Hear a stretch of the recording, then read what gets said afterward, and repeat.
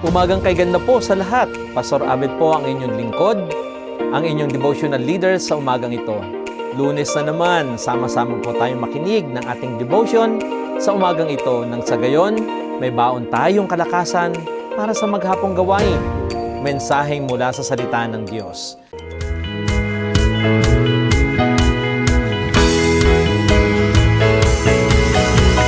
Umagang kay ganda si Jesus ang kasama.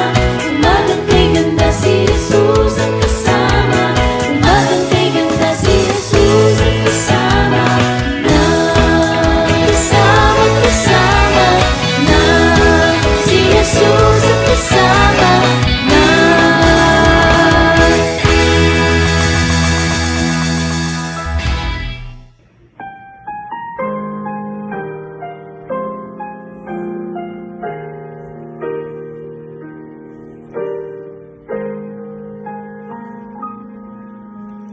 Pilgrims on the journey of the narrow road, and those who've gone before us light the way,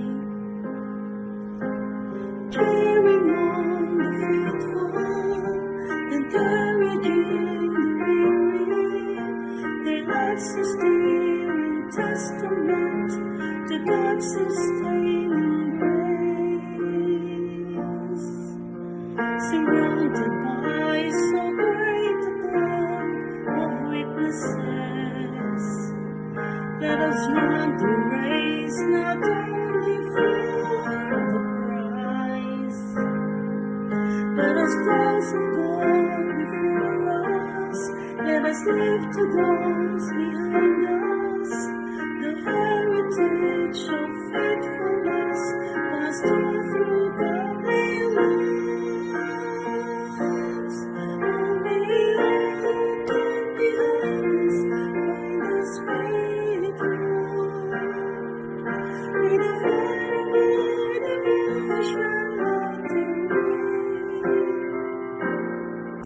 May the footprints that we leave lead them to believe, and the lives we live inspire them to obey.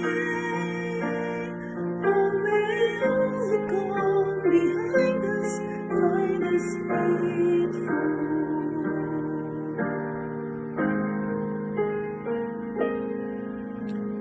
After all our hopes and dreams have come and gone, and our children sift through all we've left behind, may the blues that they discover and the memories they uncover become the light that leads them to the road we just found.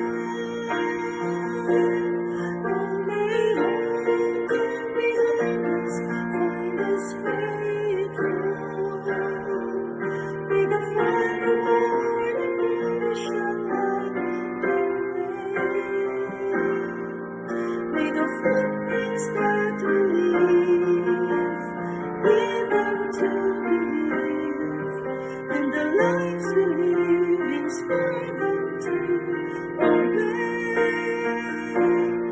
Oh, may all who come behind us find us faithful. May the fire of our devotion light their way. May the footprints that we leave lead them to believe, and the lives we live inspire them to obey.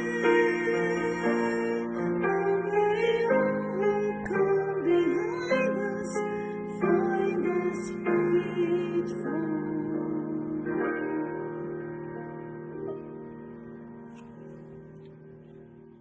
Ang ating pong teksto sa umagang ito ay matatagpuan sa Matthew chapter 1, verse 18 to 25.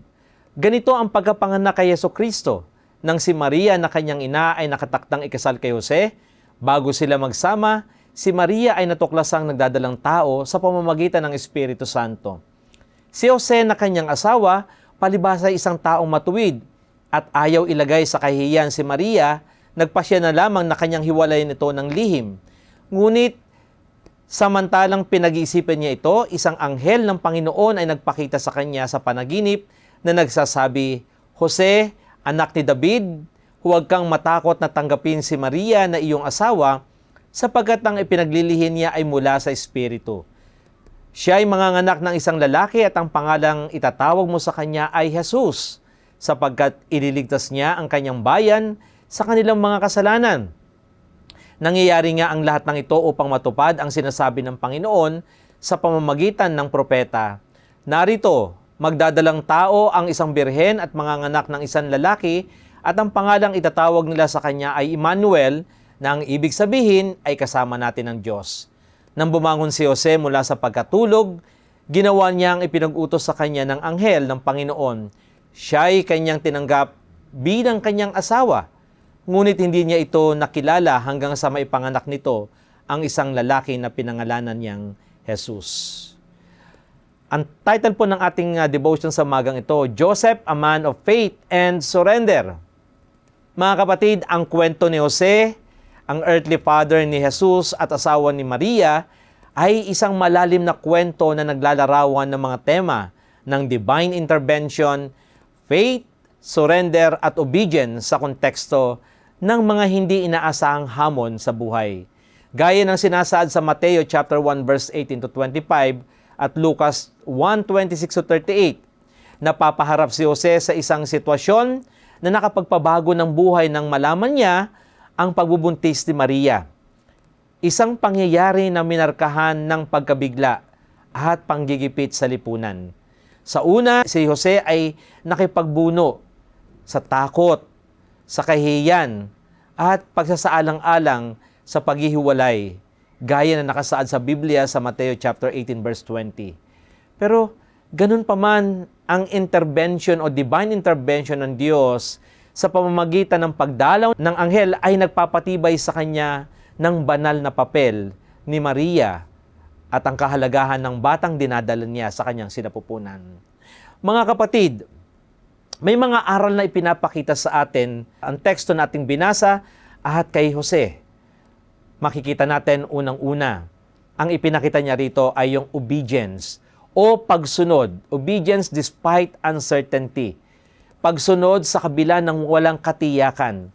Sa pagpili at pagsunod at pagsuko sa kalooban ng Diyos tulad ni Jose, sa kabila ng mga hamon o mga challenges na minsan nagdudulot ng kawalan ng katiyakan sa puso't isipan. Pero nandoon yung kanyang pagsunod.